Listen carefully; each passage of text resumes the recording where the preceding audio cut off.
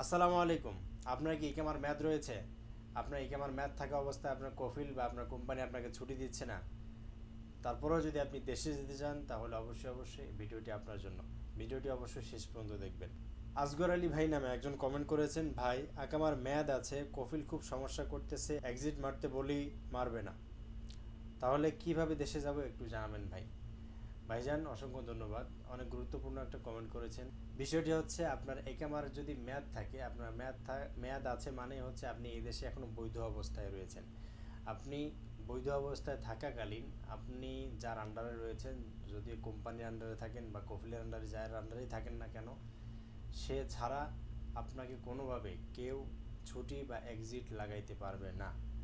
এটা কোনোভাবেই সম্ভব না। আপনি যদি যাওয়া যেতেও যান, মুক্তবর আমেলেও যান, মুক্তবর আমেলে গেলে যদি আপনার কফিল আপনার উপর অন্যায়ভাবে কোনো কিছু করে থাকে বা কোম্পানি করে থাকে, আপনি যদি সেটা প্রুফ দেখাতে পারেন তাহলে সেই ক্ষেত্রে আপনাকে সহযোগিতা করার চেষ্টা করবে তারা, আপনার কফিলকে ডেকে এনে একটা সমাধান করার চেষ্টা করবে। আদারওয়াইজ অন্য কেউ আপনার এই এক্সিট বা ছুটি এটা লাগানো সম্ভব না।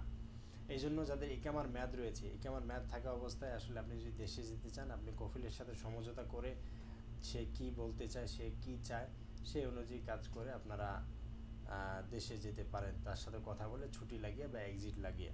আদারওয়াইজ কোনো ধরনের কোনো আপনার পথ খালি নেই।